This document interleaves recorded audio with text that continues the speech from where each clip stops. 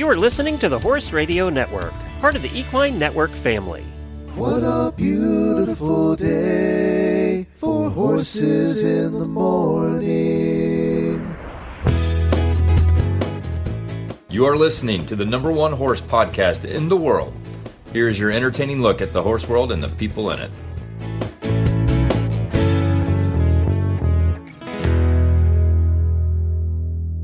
Good morning, everybody. I am Glenn the Geek, host of Horses in the Morning. And I'm Lily Bison from Gallop for Life, and you are listening to a special episode of Horses in the Morning on the Horse Radio Network for Monday, May 18th, episode 3,952 by WERM Flooring. Good morning, Horse World. Well, hello, everybody. Thank you for joining us. As you know, we are off on our Horse Lovers Cruise, so we put all these special episodes together for you. And I am very excited about two of the episodes we put together while we're away. And the reason I'm excited is you all know that I had cancer a while back. Everybody listening to the show knows that. So, dealing with cancer and helping people who have it and their families and things like that has a special place in my heart. Well, actually, I've known Lily for a long time, but she also had a battle with cancer. We're both still here after 5 years for you, Lily. Actually, I am just around a 2.5 year mark. I got you beat. So you sure do. I'm so proud of you. I'm so proud of you. That's that's a number I'm happy for you to take that honor. And we'll talk about that a little bit with one of our guests, that 5-year mark and why it's so special to all of us. So I'm so happy to have you here. Thank you for filling in for a couple of episodes while we're gone. We had you on the show not too long ago talking about Gallop for Life, but for those that didn't hear it, can you kind of give us a brief synopsis of what it is?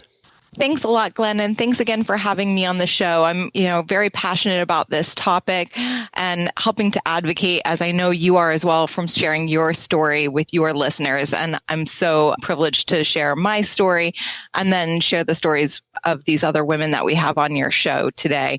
Gallop for Life is a nonprofit 501c3 that I started when I was battling cancer. I was finding that some of these support groups didn't quite meet my needs, and I found it difficult to relate to some of the support groups that I was in. So I decided to start my own support group, and it involved horses. So we had this common denominator of having horses or a connection to the horse world, and we also had this unfortunate common connection of cancer. So with Gallop for Life, we have a support group that's over 550-ish women from around the United States and the world. We have some representatives from Canada and England in our breast cancer support group. And then we have this larger nonprofit. We send gift baskets to newly diagnosed women. And I'm so pleased to say that we have just launched our financial subsidy program, which is helping to offset the cost of cancer treatment for individuals who are battling cancer in the horse community. That's amazing. Now, is it only breast cancer or is it open for any cancer? Yeah, great question. So our support group is just equestrians with breast cancer, but the larger nonprofit of Gallop for Life supports individuals, men and women in the horse world who are receiving active treatment and going through their cancer journey. Any type of cancer. And what are you hoping to do? Now, we have 2 episodes that we're going to be doing here in May while we're gone, and we're going to be meeting other people who also have battled cancer or still battling cancer and talk about their journeys. But what are you hoping to gain by doing these episodes? What's the message? Well, I think my first and strongest message is just awareness and advocacy of early detection, making sure you're participating in all of your cancer screenings. That's first and foremost. Second to that is, sharing that you're not alone in your journey, or if you know that there's somebody in your barn or somebody that or if you are going through this yourself, again, you're not alone. You have an entire network and team behind you that are cheering for you. And so we want to help support you. And also to listeners who may, although I think all of us have been touched by cancer in some way, that there is something that you can do to help. And that's, you could host your own schooling show. You could host your own trail ride. You could coordinate with a larger event. Maybe there's a Grand Prix that you work with, you volunteer for, and help us in raising funds to support these programs that unfortunately, again, cost quite a lot of money to help support these subsidies and support people from all over the community. So we want to continue to raise money and raise awareness. And how can people find all of the information? Again, great question, Glenn. It's almost like you do this for a living. I've done a few. You've done a few. So we have a website. It's gallopforlife.org. We also have a presence on Facebook. And then again, we have that support group for breast cancer equestrians on Facebook. So people can find us on the website. They can donate on the website. And if you would like to host an event or would like to liaise with us in how we can help support your event, you can reach out to me at info@gallopforlife.org. And we'd love to hear from you. There's people in the world that go through tough stuff. Cancer's tough stuff. And then there's people who go through tough stuff like cancer and then turn it around and do something amazing with it. And that's you. Oh, so, it's a lot of work. Just starting a nonprofit is a year's worth of hassle. So, it's not easy. And, you've put a lot of time and effort into this in addition to having a real job so you can actually pay the bills. Yeah, I sure do. Well, a lot of that, I've had some support along the way, obviously. Again, I think behind every strong horsewoman or horseman, there are a good group of people helping to move you forward. So, I've had some great friends and a supportive spouse who have helped set up my booth early in the morning, helped me, some of these, I did a fox hunting charity ride. And so through the generosity of a lot of supporters, this has all been possible and into turning it into something really positive. And I do think you can look at these things in different ways, and a positive attitude really does help in getting through this. So I'm really grateful to be able to pay it forward and make sure that the next person doesn't have to do this alone. And the other message I think we want to get across too is don't put off getting your mammograms. If you see anything that's suspicious or feel anything that's suspicious, get it done. And then also colonoscopies for that matter. Colon cancer now is becoming the leading cancer for people under 50. So it's growing in the younger population. There's a Cologuard test now that you can do at home, you can get from your doctor. So it's not necessarily, if you're in a low risk group, but you're concerned for some reason, see your doctor. But, that's the other message we want to get across is don't ignore the symptoms. Early detection is the best. And we were both lucky that way. Absolutely. Absolutely. Again, we take care of our horses. We have the vets out. We have chiro. We have PEMF. We do all of these things for our horses. And yet sometimes we don't go to the doctor.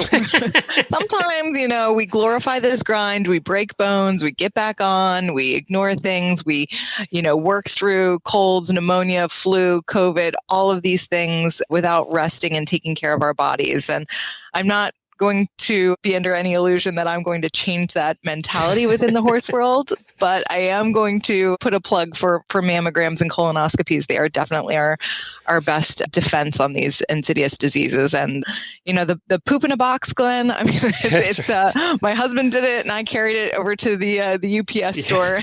Jennifer just did it too. It's the thought is just weird. It is weird, but we've got this technology now, so we should, although that seems a little antiquated, we should definitely use it. That's for sure. Well, we're going to get to our first guest here in a minute. We have some sponsors. We have two sponsors today. I'm going to put them right now so that we're not interrupted the rest of the show, so that we can do the rest of the show without interruption. So let's do that now. And we'll come back and Lily will tell us who our first guest is. Great. Thanks, sponsors. Ditch the mats and upgrade to WERM flooring systems. Is the constant struggle with heavy rubber mats getting you down? Do you crave a more durable, easy-to-clean flooring solution for your trailer, barn, or any space, commercial or residential? WERM Flooring Systems solves your problems. Say goodbye to rubber mats and say hello to WERM Flooring Systems. No more liquid seeping through to the wood or aluminum frame. Slip-resistant grip that provides a cushion comfort, extremely durable, built to last and withstand heavy machinery and constant use. Plus, it helps insulate the trailer. WERM Flooring Systems, the perfect choice for applications all over your horse property. We eliminate rubber mats. Visit wormflooring.com to find a dealer near you. Tired of flies bugging your barn? Kill flies before they hatch with Fly Predators, nature's fly-fighting secret that can kill as many as 70,000 flies in a single delivery. Start early and enjoy fewer flies all season. Learn more at spalding-labs.com. So who's first up today? We're going to have one guest today and one guest in the next episode. So who do you have? Okay, our first guest is Megan, and I know Megan through our support group, and I don't know her full story, so I'm really looking forward to learning more about Megan and having her share her story with us. Hi, good morning, Megan. Thank you so much for joining us today. Thanks for having me. Yeah. I wonder if you could give us a little bit of your story. So I understand you've been a rider for 45 years and you're also an instructor for 25 years. Yeah. I like to tell everybody that I've been falling off horses since before I was born. I think my dad was a casual recreational rider, and he and my mom, I think, used to go, take little hacks, trail rides here and there. And I think she took a spill when she was pregnant with me. So I've been on horseback since I was very young. And it's one of those things where you just kind of know where you're supposed to be in life. And I took a really long path to get here, but I'm doing everything that I have ever wanted. I'm an instructor. I teach dressage and the fundamentals of English riding. And I also am a nonprofit director, and we help kids with special needs as well as women surviving sex trafficking. It's just incredible. I want to go back there, but you started the nonprofit after you were diagnosed with breast cancer? I did. I went into the nonprofit sector for essentially through a couple different nonprofits that offered riding for children with special needs and adults with special needs. I had been working in the human services field with people with developmental disabilities primarily, and then I switched into therapeutic riding in around 2012. And from there, then I went on to be the executive director of a nonprofit out of state. And then in 2020, I bought my farm in Michigan. And the goal was, I knew I wanted to be closer to my family. My folks live in Michigan. And so I had been shopping for a farm in the Michigan area because anything in Michigan was going to be closer than a 15-hour drive to the southern Midwest where I had been living. And bought my place up here. It needed a lot of love.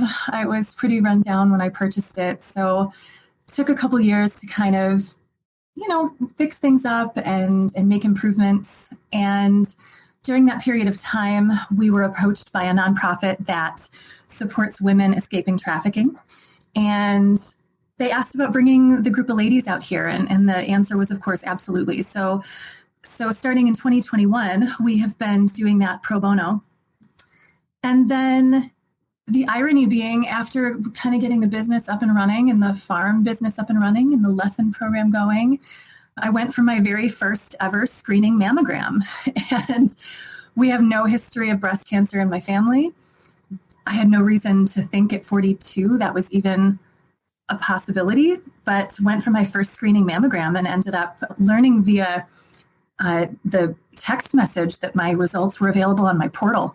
Oh, no. Yeah, so I got to read it. That it was BI-RADS category 5, that I was 95% certain of malignancy.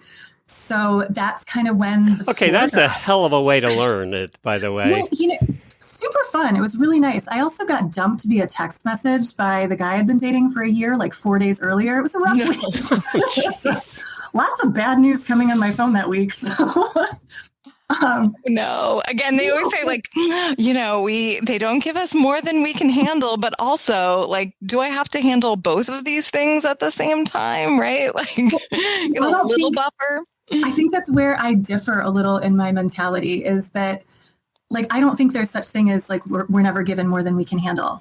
I think we're given enough that we lean into our faith, or that we lean into the things that are important to us, that we stop thinking we can do it all on our own. Yeah. So I got to do the fun breast cancer thing, and I kind of thought, if I'm going to be here, I better start living my purpose. So I was diagnosed in May of 2023, had a double mastectomy September 1st of 2023. And by April 2024, I had founded the nonprofit. And in the period of time from 2021 through 2025, we grew from about 40 units a year to nearly 300 units a year of services provided at no cost. So, wow.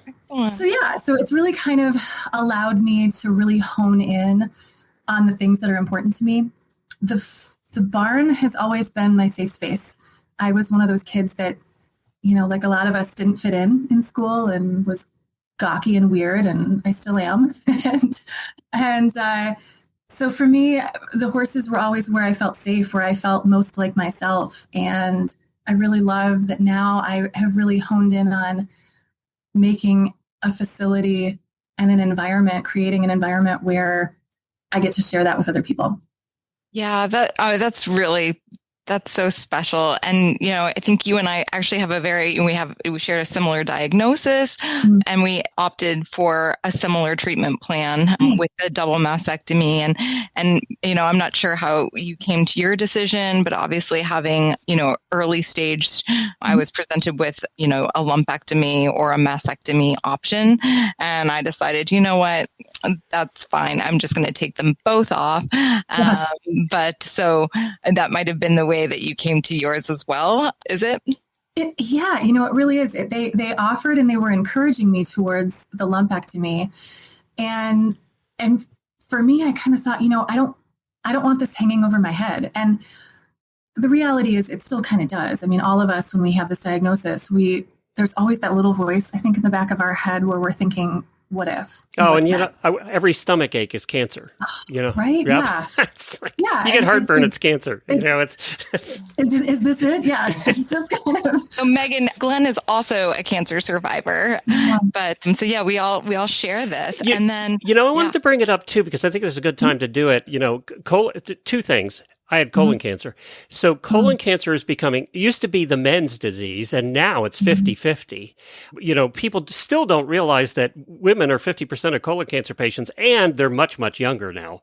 It seems to be a lot more prevalent today than it used to be, right? 30s is the fastest growing segment of colon cancer. Wow. And then, the thing you look for colon cancer in your 30s is blood in the stool. That's your first indication, because you're not going getting a colonoscopy at 30.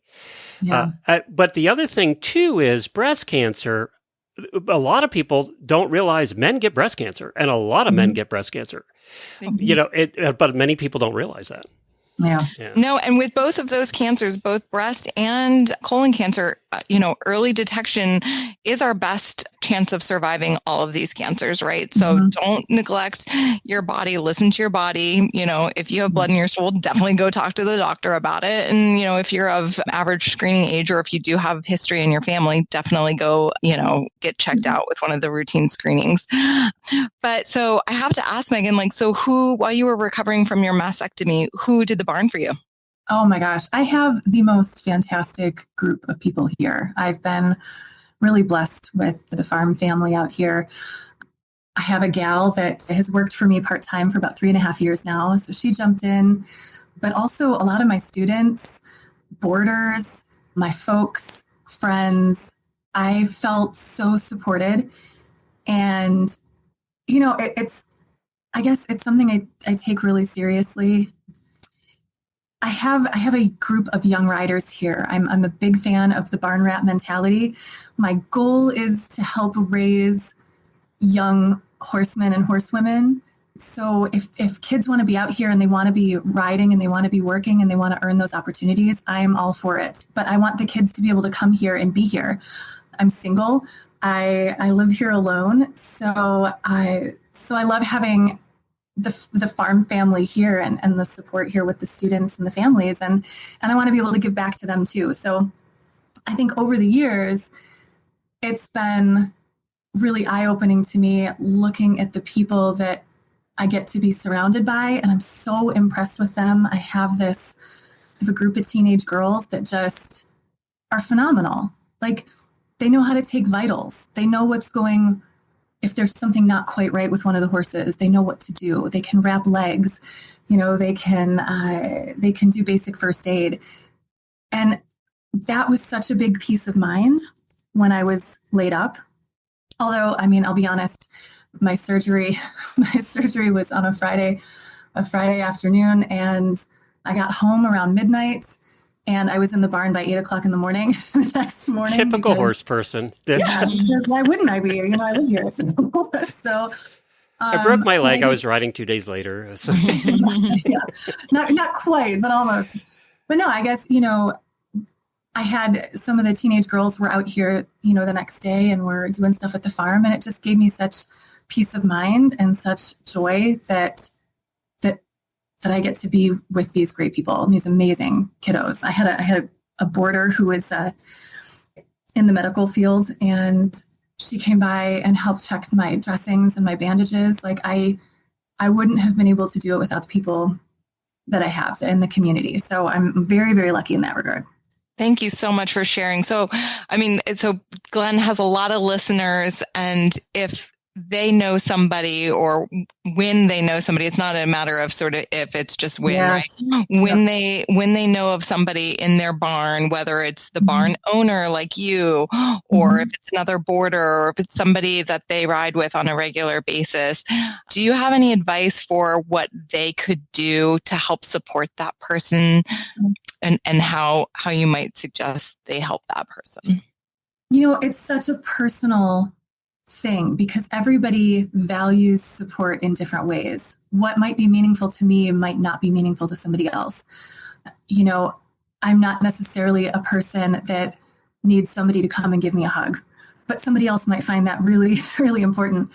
For me, it's just that people would pop in and just kind of sit in the trenches with me and not try to downplay anything, not try to be like, oh, well, it's so good you caught it early, and this kind of thing, like, that could sit there with me while I cried and just listen to me and be like, yeah, this sucks. This is terrible, and just be there in that way. The little things like, sweeping a barn aisle, or, scrubbing buckets and that kind of stuff just took the pressure off a little bit. It made me feel like everything was under control at a time in my life when I didn't feel like much was in control at all. I had one of my students, she started basically like a meal plan for me. And she emailed it out to a whole bunch of our friends and contacts at the farm. And folks would just show up they could sign up for what day they wanted to bring a dinner. And it was something off my plate that I didn't have to worry about. That's the best eating you probably had in a long time. Yeah, yes, true. But yes, sometimes it's just the littlest things that make such a big difference. And I'm glad you guys brought this up, because it was on our topic to talk about anyway today. So I'm glad, Megan, you brought it up. And we wanted to talk about, and maybe you could help us with this. We wanted to talk about how people that know people with cancer, it's hard sometimes because you tend to pull away a bit. I know, Lily, you made a post about that early on in your treatment. And it does happen, because you don't know what to say, right? You're confused about what to say and what to do. And for me, it was just, I don't want to talk about cancer when you call me. Let's talk about other stuff. That's the way it was for me. Don't feel like you have to comment on my cancer or any of that. For me, it was, oh, that sucks. Let's move on. Yeah. I don't know how you guys felt about that. Megan, it kind of sounds like you were in my boat on that one. I don't want, I don't want somebody to like pity me or try to downplay it or anything like that. But at the same time, like, if I'm having a bad day, just let me sit in the suck for a little bit. And also, but like, if there's something that we can laugh about, by all means, like, let's laugh about it. Like, just because you carry this diagnosis doesn't mean it becomes your entire personality. I still find, the dark humor and the inappropriate things funny that I did before, So I think that, you really I think the best thing you can do is, ask the person, hey, I want to show up for you. What's the best way I can show up for you? What does it look like for you? And ignoring them is the worst option. Oh my gosh. Yeah. And at a time where you already feel, again, like, abandoned. I don't know what your experiences have been with the medical field in your diagnoses, Lily and Glenn.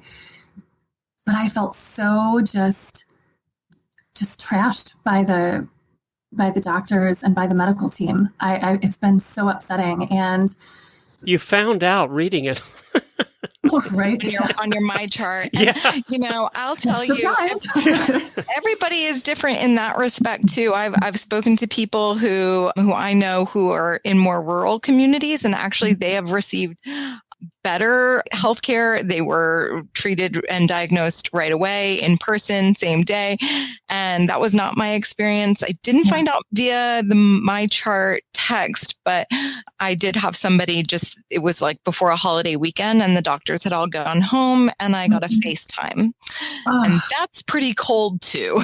Yeah. So, and unfortunately, cancer is just so prevalent these days. There are more and more people being diagnosed, fewer and fewer people in the healthcare community able to provide that kind of one-on-one bespoke care. We all want to feel treated like we are special, and every one of us is special, but we do, especially when it comes to these sort of quote unquote common cancers like breast cancer, we get put in sort of a conveyor belt, right? And we're just a number. And I can totally understand how, it does feel very cold and impersonal.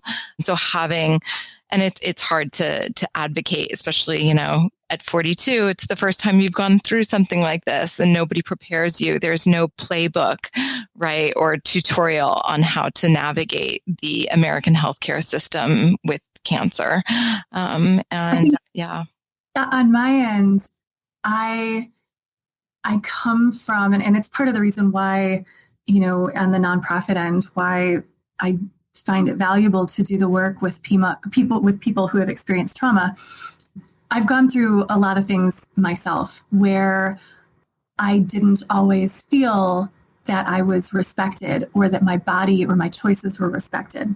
So where it became challenging on my end was I felt that the doctors, when I made a decision about my care and what I wanted to happen to my body, that was downplayed.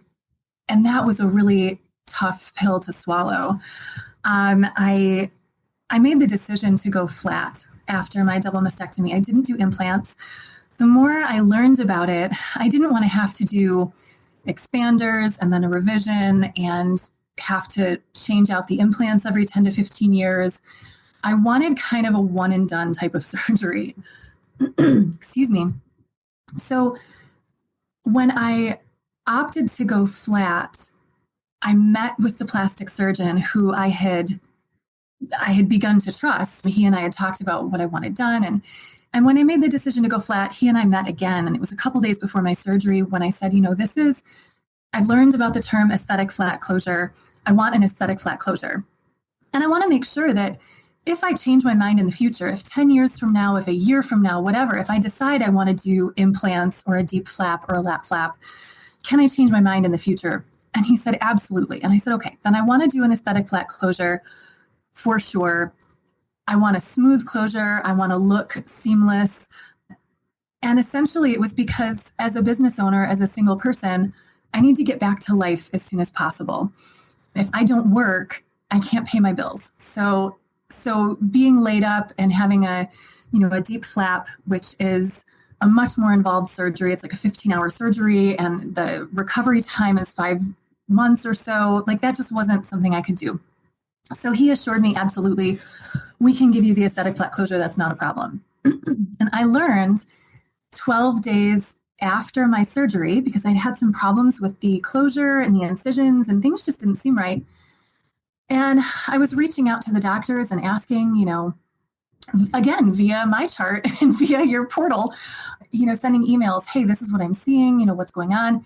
So I finally point blank asked the plastic surgeon's office, hey, I checked the OR notes and I don't see what time you arrived and I haven't seen your notes, but I'm experiencing these issues with my closure. When are you going to upload your notes, or what happened here? Like, who did my closure? And that's when I learned my plastic surgeon never came. And he basically decided I would change my mind later and just let the general surgeon close me. And the general surgeon didn't even close me.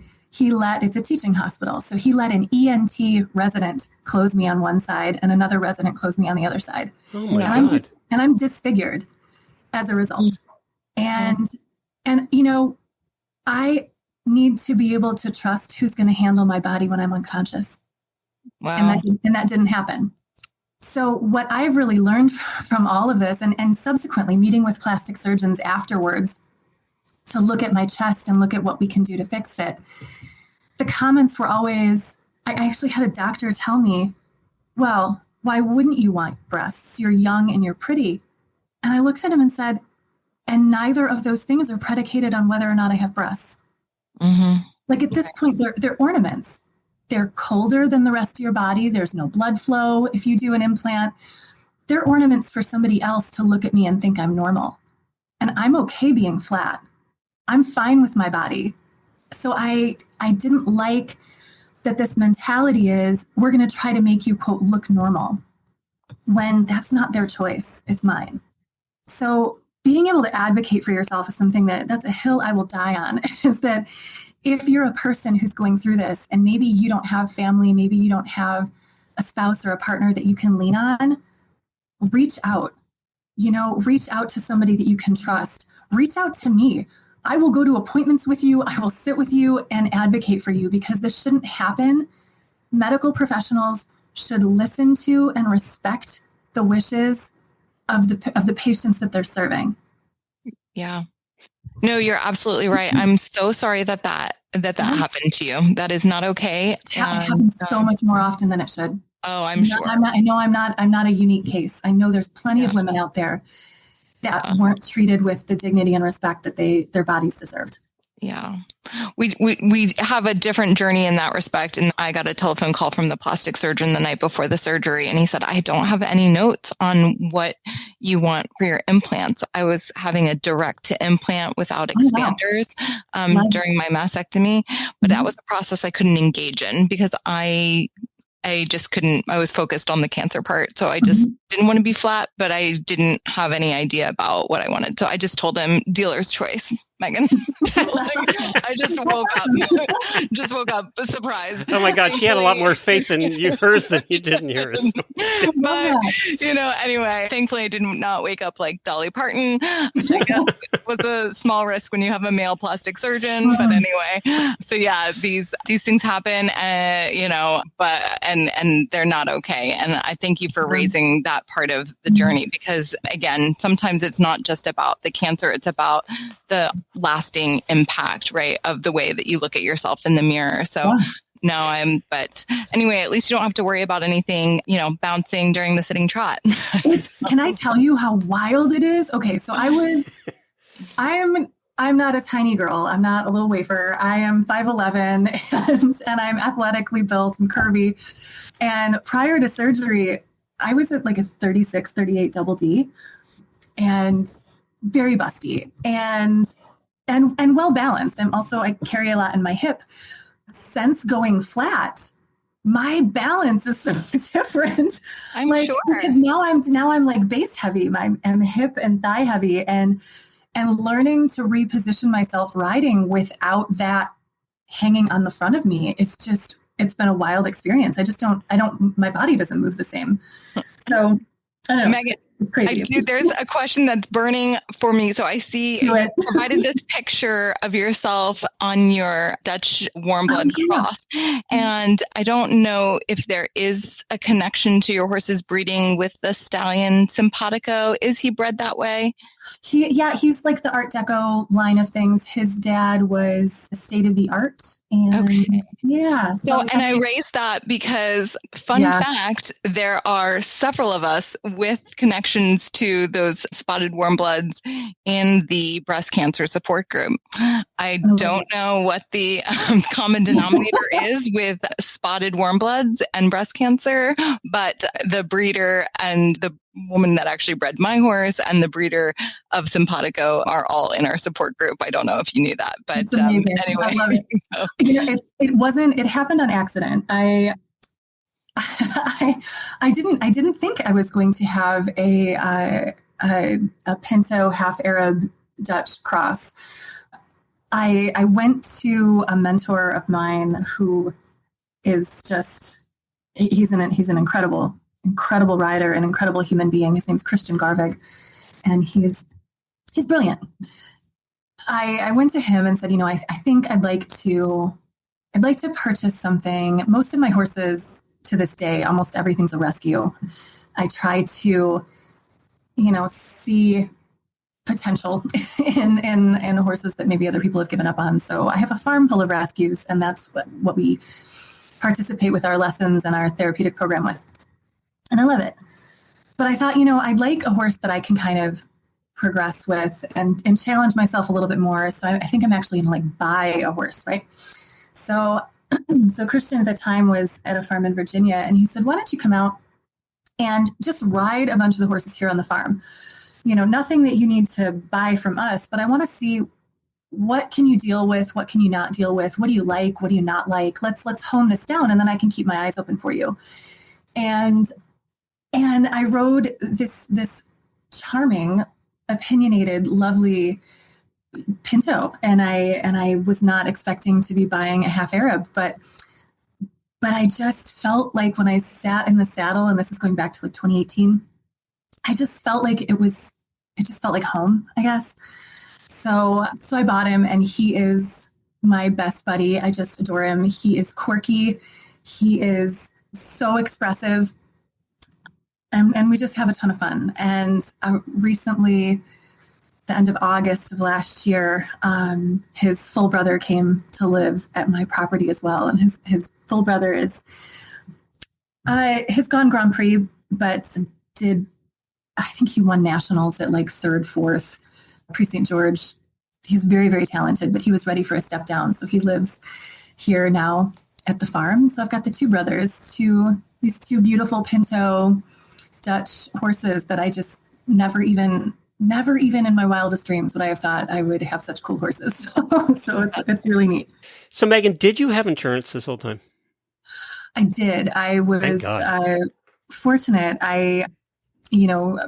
Moving back to Michigan and opening a business, that was actually one of the first things on my agenda was I need to make sure I carry medical insurance. So I was able to purchase through the marketplace. Yeah, me too. That's so great. It's nice. And I, like a lot of barns, you're month to month, you're breaking even if you're lucky. So I was lucky to get a great plan with great coverage for a reasonable price, which has been a godsend because I cannot imagine going through any of this uninsured. I would encourage anybody to make sure, just check the marketplace, see what you're eligible for. It's been huge. Yeah. So one of the things that we're doing at Gallop for Life is we have just launched our Subsidy program where we're able to offer some subsidies to individuals who are going through active treatment and need financial assistance in covering their expenses during this time, whether or not they have no insurance or if they're underinsured or, just again to offset the cost of the mounting copay bills. I think, even with insurance, right, it's still a financial burden. I did cold capping, which was not covered by insurance. And, I think that ended up being, a few $1,000s. Well, plus deductibles today in insurance policies are $10,000. It's right. Yeah. Exactly. So that is something that through our fundraising efforts, we're now able to offer those subsidies and really make an impactful difference in some people's lives. So that's a huge blessing. Yeah. Yeah. So if you know of anybody who's going through it, any listeners who are listening today, encourage them to apply for our financial aid package on our website, gallopforlife.org. And again, like I said, whether or not you own a farm or you're a casual trail rider, I am just encouraging people to get involved with the charity as much as they can. Anybody can host their own event. And again, Megan, you're also a 501c3 president. So you know how, we're all just on the kindness of strangers and donations running this organization. So we really appreciate everything we can get. So as a person on the other side of this, who's kind of come through the breast cancer journey, people in my position, how do we get involved? So if I'm not necessarily someone that needs assistance, how can I get involved with Gallop for Life to promote your mission? Great question. Numero uno, we love a like and follow on social media. That's one of our great ways for to get visibility. So anybody can do that.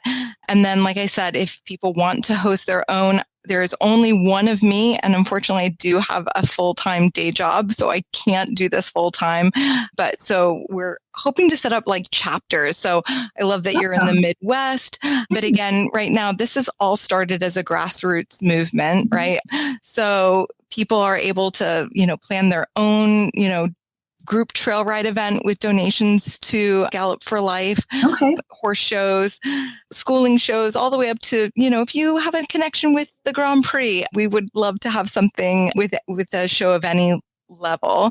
And then, like you mentioned about, helping to advocate for one another, I think one of our long-term stretch goals is to coordinate that kind of a volunteer program with individuals who are diagnosed if they need an advocate, or if a woman needs help running their barn, if they don't have a great group of barn people, barn rats like you do, how do we connect volunteers? So we are kind of in the planning stages of having that in place to connect volunteers from across the country. But again, for now, we're just looking at raising these fundraising efforts and sharing us on social media, which is such a powerful platform for awareness. Can people make donations through the website as well? They sure can. Gallopforlife.org. We accept credit card payments. We have Venmo and PayPal. Just stepping into the 21st century. So we'll get Zelle here pretty soon too, but we're trying to make it as easy as possible for everybody who wants to make a donation. Perfect. And if you prefer checks, you can send me an email and I will send you the address for that too. And we didn't ask Megan to ask any of those questions, but that was perfect. They were great. Thank you so much. I didn't even plan the questions. Thank you, Megan. Spoken like a true nonprofit champion. So the farm that I own is called Oak Lane Equestrian, and we're in Michigan. And the nonprofit end of things is called Connections, and that's CONNEQTIONS.org. Oh, I love that. That's a great. Thank you. We're small but mighty. Obviously, you're doing great work too. So thank you for doing what you do. We've talked to a lot of people who have organizations like yours, and it's selfless because again, you talked about barns not making any money. Well, nonprofit, it's in the name. So, so thank you for your selfless work doing that as well. Megan, thank you so much for joining us. Thank you for having me. This is really fun. Well, she was absolutely fascinating. And another one, you two could be soul sisters. You really could. Because, she did the same thing you did. She came out of a bad situation and went and started a nonprofit and did her thing, right? So I think it's absolutely cool what you both did. You really are soul sisters. I love it. I just love hearing other people's journeys and learning from them. And again, like you said, taking something that's really terrible and making something really positive out of it. There's a joy in resistance. So I love it. And hope. I think that the three of us show that there can be hope. So when you hear those three words, you have cancer, don't give up hope. All right. There's Yeah. hope. There's medicine now that is amazing.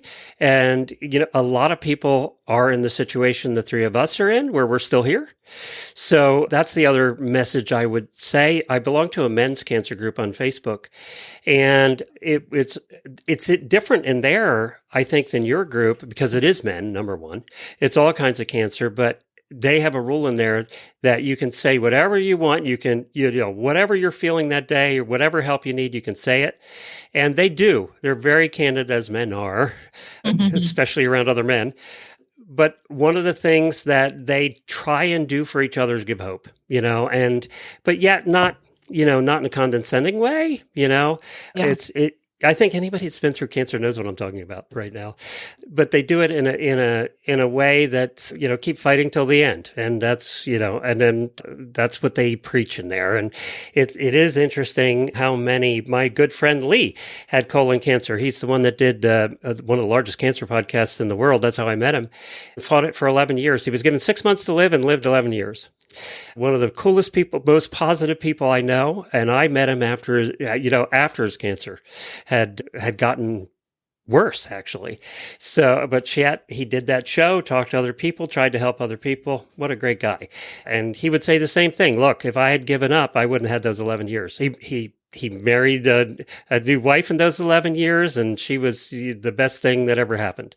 So, oh, I love these stories, Glenn. I have somebody in my life who sadly passed away last year, Mary Hassel, and she was just an incredible lover of life, right?